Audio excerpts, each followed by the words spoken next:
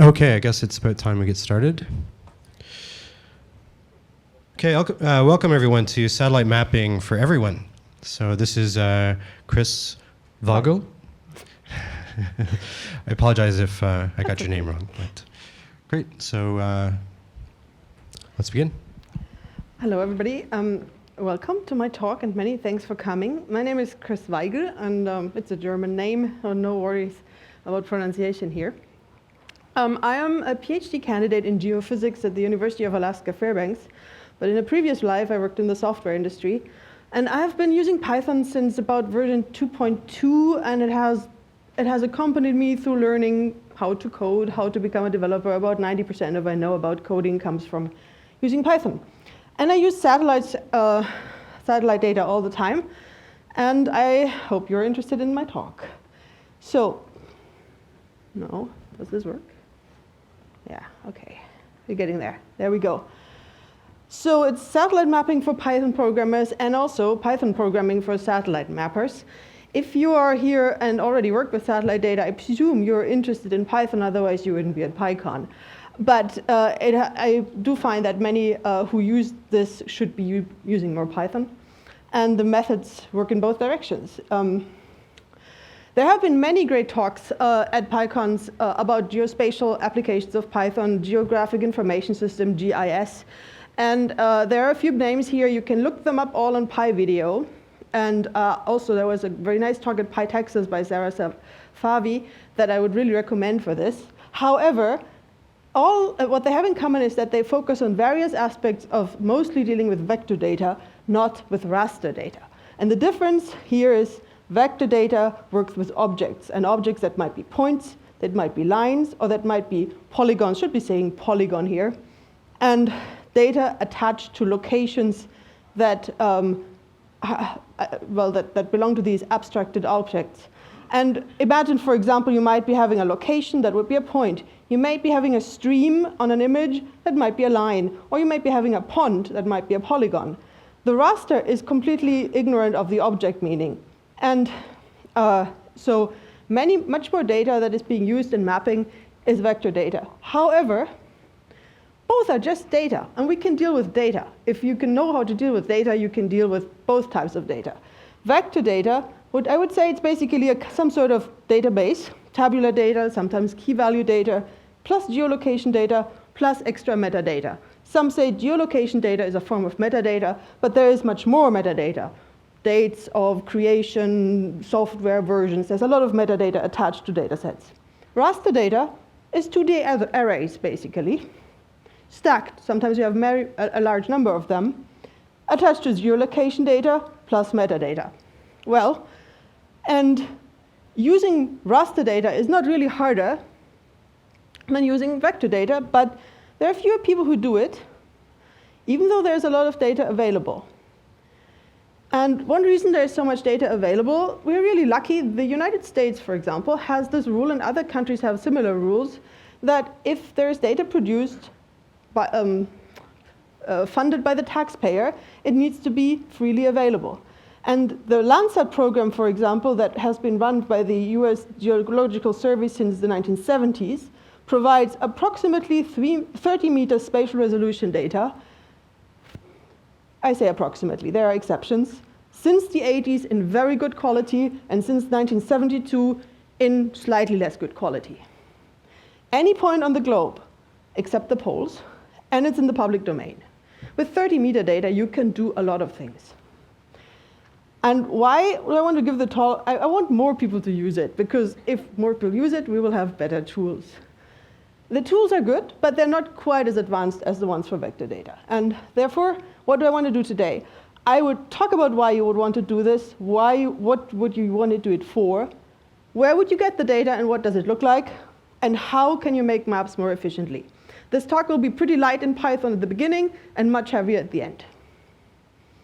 Okay, why satellite mapping? And first, what is satellite mapping? Satellite mapping comes from satellites, polar orbiting satellites for the most part. And now I have to find this start sign here. Because we're talking so much about US data, I thought I'd give you an example that comes from Europe. This is an animation provided by the European Meteorological Satellite Agency that just shows how a satellite orbits and produces its data. Let me stop it here. That's enough. So what we see is, oops, let me go back. Well, we saw the animation. What we see here is called a swath. This width of the swath is pretty much the width of the data you get in one go. You see that this is a bit inclined. It's going from northeast to southwest, and that is very common. Also, you can see that the swath width must be limited by something, and it's kind of limited by the optics of the sensor on the satellite and the number of pixels. So if you want to make it wider, and you cannot increase the pixels arbitrarily, what you will get is a lower spatial resolution on the ground. However, because it's wider, it will overlap each other. The different orbital passages will overlap each other much more often. Stop it here again as soon as it starts overlapping. At one point, for many satellites, Landsat, for example, it's something like 16 days, sometimes 18 days. It will come back to the orbit it was before, and the whole thing will repeat itself exactly. In between, I may not get, sorry about that. In between, I may not get data, except if there was if there was an overlap between two of these swaths, which you have seen. So sometimes you get more data than every 16 days, but normally only every 16 days. Okay, now let's go on. I talked about some basic concepts. Repeat interval would be my 16 days, and that there is a trade-off between spatial and temporal resolution. Also, last point, if I want to take the swath imagery and want to put it on a map, I need to attach a coordinate reference system. So what would you get, and what would you use it for as a programmer? Maybe you live in a place like this one here. Well, most of you don't, because it's not very inhabited. This here happens to be close to where I am, because I am in Alaska. This is the Yukon River, and there is a town, a city, actually a village called Galena. And what happens every year in the spring when the ice breaks up is that there's ice jams and floods. You might want to monitor something like that. You might work for someone who provides data products for agencies that work with this sort of situation. Or, well, going to a different place, you may live in Las Vegas. And you might get interested in how do cities change. This is a Landsat image from 1984. And if we compare it with what the same place looks like in 2009, well, it has changed quite a bit. And if you live in a place for a long time, you may get interested in these changes. I should say I have not produced these images. I did not process these. However, I used them from the Earth Observatory site from NASA, and if I could have done it, and if I had done it very well, I would have had the same results, so I just saved myself some time. I do this all the time, processing images like this. So you can also go beyond Landsat. Higher resolution images are available, but they are usually more limited in use, not global. I got this from the Alaskan State Digital Mapping Initiative site that is run by the Geographic Information Network of Alaska. And it's an image from a French satellite called Spot 5. So this is just an image. So here's a river. Let's zoom in on the river. There's the river. See, there's a village there or something here. Let's zoom in on that. And this is how high the spatial resolution goes. It goes to 2.5 meters. It's pretty good, but you get less data. It's also not free, but many states have acquired this data and provide it to their citizens, as here. Or to anybody then. You know, they don't check that you've got a driver's license. So something else you might want to do, this is a wonderful project. I just stole this. This is from a site called, or from an organization called ProPublica, who do all sorts of investigative journalism. So it's a data journalist project about the changes of the disappearing Louisiana coastline. They used masses of Landsat data, and there were interviews with the developers behind it, who had to learn how to do this. Okay, let's look at the data, and look a bit at Python. Here we go back, just to refresh your memory. This is what it will look like, not like this. However, the libraries that we use for this are used for both. There is a whole ecosystem of libraries, and it's sort of hierarchical. At the bottom, we get many C or C++ libraries. They're in uppercase. Geos deals with geospatial objects, the polygons and lines. Proj4 with projections and mapping. And NumPy is, of course, NumPy from Python. which gives us raster objects, multidimensional array objects that you can slice and very Pythonically and very fast. Nice. Above this, we have GDAL, and GDAL stands for the Geospatial Data Abstraction Library, but it's actually two. One, GDAL itself is only for rasters. OGR, I have no idea what it stands for. It doesn't seem to stand for anything. Is for vector data. GDAL, there is a problem with the pronunciation. Originally, it was supposed to be pronounced Goodle, but that was before the company you're thinking of now. Well, everybody says GDAL though. Whatever. Some purist will say, oh goodness, she says GDAL, not Goodle.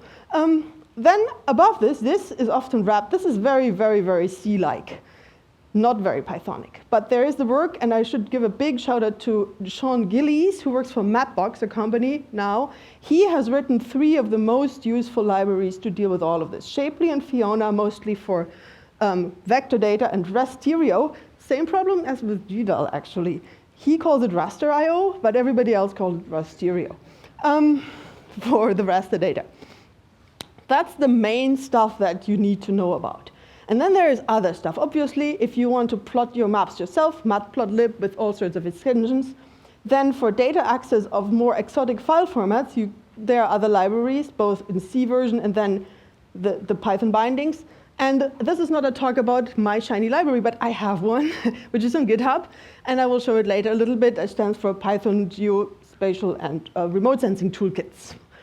So, okay, simple case, let's access some data. This is, let's say you live close to this mine. There's a mine, a tailings pond, wilderness, lots of recreation. This is a lake with a river outlet. So this image is from 2014, and a week later it looked like this. The tailings pond has disappeared. This little creek suddenly has become a mud stream. There's debris in here. The tailings pond had a break. So nice thing is you do not have to go down to the most raw data format. You can actually work with already quite pre-processed data from NASA, again from the same Earth Observatory site, and just download it and have a look, just to get a feeling for it, not necessarily for serious work. Okay, GDAL. How do you call it? How do you import it? You import it from OSGeo, which regroups the vector and the raster thing. Then you run GDAL use exceptions, because if you don't, it doesn't use exceptions. The default is if you open a file, it will just silently give you a none object, which is not very useful. So we want exceptions in Python, so we do this. And then you open it, your file, and let's say it's got all sorts of methods and attributes. Get description, you get a file name back. So Mount Poly is the location. This is the sensor, and 2014, 210 is the Julian day, so that was end of July. You have a sort of attributes, raster count. That is how many rasters are in my data set. Well, it is an RGB image. You probably know that there are 3 layers in there, 1 for red, 1 for green, 1 for blue. Great. And you can get the size in X and Y direction. And you have a method called getProjection, and it gives you the well-known text representation. That's a format. If you don't know about it, doesn't matter. If you're interested in mapping, you will learn it. It's a format to define the coordinate system. This is Universal Traverse Mercator Zone 10 North, which is perfectly reasonable for data of this type. Now, Rasterio is much more Pythonic. You just import it. Oh, come on. And then you can actually use a context manager here, which you cannot do with GDAL. Or you can just open it also, source equals rasterio.open. And then you can have, it has a really nice logical way of having some attributes here. And what you get is, here are the dimensions. That was the width and height. Then the CRS, coordinate reference systems, both in a short form and in the well-known text form. Bounds, count, indices. So bounds is a bounding box object. So this gives you extra objects, extra methods and classes to deal with, which is quite useful. And then it tells you 3 layers, and it indexes them from 1, 2, 3, which is not rare. You will usually find a mix between 0 start and 1 start. Check it. And I presume that because it gives it like this, you can change it in Rasterio. You cannot in GDAL. So accessing the data, back to GDAL, you open it. You get the raster band number 1. You already know there are 3. And then you get the data by reading the raster band object as an array. And then you get a NumPy n-dimensional array. I mean, it's not pretty, but it's not hard, right? Rasterio is prettier. You just open it as source and you say read, and you get your n-dimensional array. Very nice. Both GDAL and Rasterio have command line interfaces, which are actually really, really useful because there are two things that you want to do with these data sets all the time. One is to clip it, basically, well, remote sensing, people say subset it, but it's just clipping, cropping. But cropping with preservation of the coordinate reference system, because if you crop it in Photoshop, you lose all this stuff. Can't do that. And you want to make RGB composites out of different combinations. That is also a lot easier with the command line. Now, GDAL is more powerful right now. If Sean is here, he might kill me about that, because it's clearly been grown since I last looked a lot. And I would imagine that in a year or two, this is not true anymore. It comes with executables. Some are like native executables, and some are Python scripts. And they are really useful because you can read the source code, can figure out how it does, and just do the same stuff in your own code. It's often a bit fiddly. It's not very Pythonic, but it's very useful. OK, now let's go beyond the simple case. What if you want to get the real native Landsat data? This is the site I would recommend. There are many data portals that are really bad usability-wise. This one is pretty good, and it has all the free data that, well, is easily usable. You have to get your coordinates in here, your latitude, longitude, tell it where, tell it what time frame, give it some extra search criteria. It's like a wizard, and you get results. And the result would be this scene. You download it. Ooh, you get a 980 megabyte tarball. Fine. OK, you untar and unzip it, and you get a bunch of files that are called group something or other. So I'm not going deep into the naming convention, but this is a Landsat 8. These here give you which of the tracks and which of the lines in its orbit it is. This is the year, this is the Julian day, and then this is something. Don't know what. And it's got B1, B10, B11. Oh, that tells me something. Probably there are 11 bands, and there are. And then there's a QA file, which I never have used. And then there is mtl.txt. It's the metadata file. You can parse it. One thing that my PyGars thing does, it parses it for you. That's the only one I know in Python that does that. So remote sensing in 1 minute. It's at 11 bands. So here you got the electromagnetic wavelength of the electromagnetic spectrum. Blue, green, and red means blue, green, and red light. And then there is one here in the near infrared, and then there are a few more over there. And the difference between the top and the bottom is that the Landsat 8, which was sent up a few years ago, has a lot more, has 11, whereas Landsat 5 and 7 that you will find, and they are more than enough, and that you will use if you do this, have only 8 bands. But they are kind of aligned in a way that they are compatible, but the numbers are not always. Band, channel, and layer, I'm right now using them synonymously. It's the same thing, different philosophies behind that. And if someone tells you about radiometric resolution, that's just the bit depth. Landsat 8 comes in 16-bit data. Landsat 7 comes in 8-bit data. Landsat 7 and 5, 6 never made it into orbit. Is much smaller profile. And if you want one of those nice green pseudo natural color, this is not actual natural color. This is not as green as it is, but it's really nice. Snow is blue in this. So then you use these bands. If you want to get started, do this. 5 bands, 7, 5, and 3 gives you really nice images. Life beyond Landsat, just very, very briefly. There are data that you might encounter that is more complicated than Landsat data. Landsat GeoTIFF, you saw the in TIFF. They just have these layers just as a normal RGB file, just more layers, but sometimes you have sub-data sets and groups and more dimensional arrays, and this is where the HDF5 comes in. So just to give you a quick heads up, if you see something that ends in HDF, you will have to deal with slightly different libraries. OK, a worked example to go through that. I thought we're in Montreal, which is here. This is just from a site that I like a lot, mappingsupport.com, which groups a few different maps. So we're here. There's the St. Lawrence River. Have you seen it? St. Lawrence River? Yeah? Well, it actually gets wider and wider going through Quebec, opens up enormously wide, and goes into the Gulf, St. Lawrence Gulf. And there is an island here, and there is Newfoundland here. And I thought, well, there's other data available. Let's just have a look about ice in this thing in the winter. How much ice is there in the winter? And there is something called the National Snow and Ice Data Center, which distributes ice data in the winter, and, well, also in the summer. It's global. And it comes from, oh my goodness, passive microwave data. It's another kind of satellite. And it's nice data, and why not map something else for a change to work? A Python example here. This is another site that is really quite usable. It's a lot of scientific jargon, but don't be afraid. Just read the documentation, which is short. It tells you it's GeoTIFF files. Well, there are other kinds of files too, but if you can get it in GeoTIFF, good starting point. 25 by 25 kilometers, so much, much, much higher resolution, lower resolution, big things. Polyostereographic projection, well, okay, we'll see what that means. 8-bit data, that's great. That means we have data values between 0 and 255, and 0 to 250 maps to 0 to 100% sea ice cover. So I get a number, whatever, 186, I divide it by 250, I multiply by 100, and I get a percentage. And what do we do with the other values here, 51 to 55? Well, they're used for special values like coastlines, land, no data, and error. And okay, I could use the same GDAL or raster as before, just giving you what it would like for someone who wraps it into simpler objects.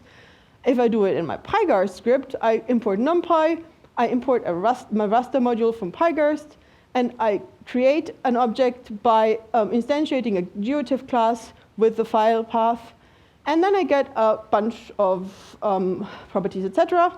I define my ice data as divided by 2.5. That's what I just said, right? 2.5 to get percentages. I make a mask just to take care of those bigger values. I put it into Matplotlib. This is not a Matplotlib tutorial, but Matplotlib has a method called image show. I plug the data in. I give it some, just a color map. I obviously leaving out some stuff where I define some color maps and things. And then I also do something with the mask data so that it shows. And what do I get? This. Well, that's not too bad. So I've got here my pole. There's no data there. Then I've got ice is white, sea is blue, and here 50% is something like the light blue. And we are here. So the polar stereographic means the pole is in the middle, and it puts, for some reason, 45 degrees west as right down.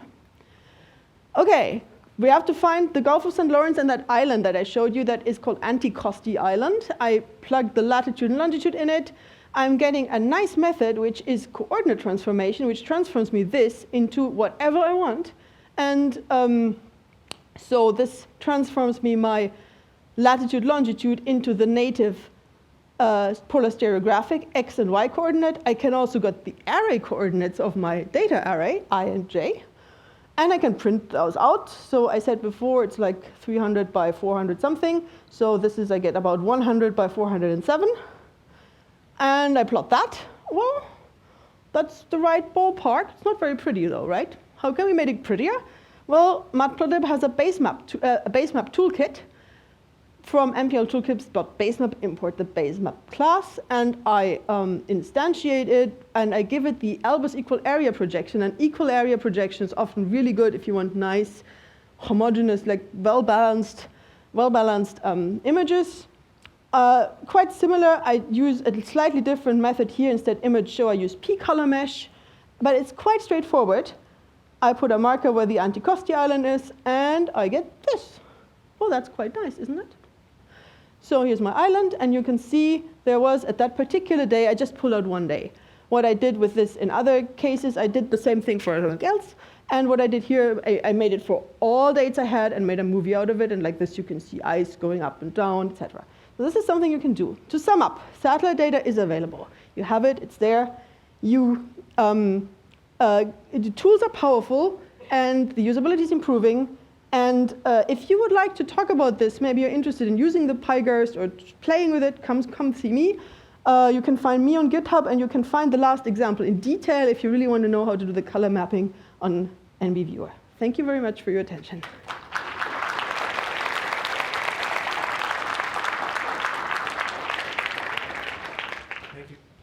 Thank you very much, Chris. So we have a few more minutes left for questions.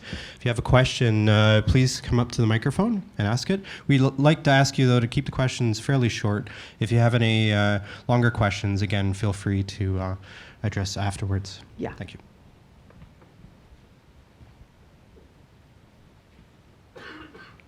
Question over here first.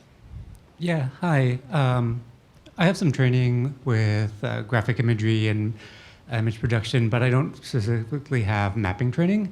And I know that there's a lot of technical issues that you can get wrong, a lot of breaks you can step on. So if I was to start producing maps, is there somewhere that I could go to say, hey, here's my work. Did I do anything wrong? Can you critique this? Is there sort of a website or forum for that? Well, I'm not personally running anything. However, just because you're asking that, there is the Stack Exchange for GIS. There is quite a bit of experience there with various mostly open source tools. There are, of course, also proprietary tools, and they have a rather large user community. So you will find some stuff that is specific to ArcGIS there.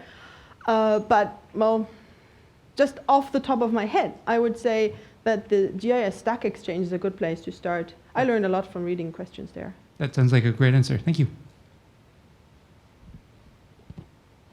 If I wanted to combine this data with actual navigational maps, how would I go about it? What do you mean by actual navigational maps? Well, US, I'm not sure exactly which organization publishes maps for navigation. Oh, for example, topo maps from the USGS. Yes.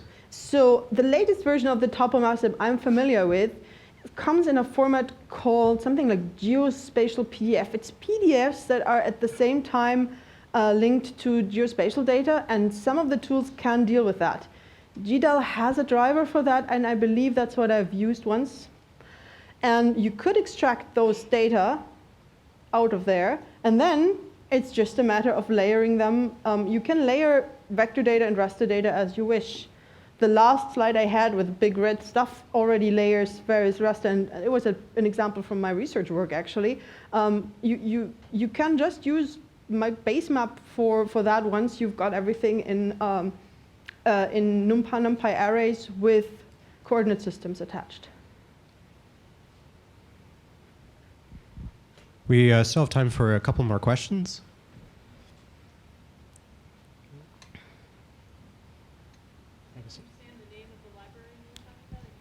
Mine is called PyGarst, P-Y-G-A-A-R-S-T, for Python Geospatial and Remote Sensing Toolkit. And it's sort of almost, I'm still changing the API. So this is the first time I'm kind of a little bit more open about it. I'm seeing it more as something that, let's talk about it. What features should we do? And there are others that do similar things, but I'm not very happy with them. Some were created by Met offices, and it's a bit hard to use or to contribute to a Met office run open source project. I did it mostly for my own needs, but if there are overlapping needs, I would be absolutely thrilled to get to talk about it. I have not yet put it on PyPI just because I'm still changing API calls. And it's not yet Python 3 compatible, which it could be by now, but I didn't have the time. The slides will be available, and I can easily talk. Okay, I guess that's it for questions then. Great, thank you very much, Chris. Thank you.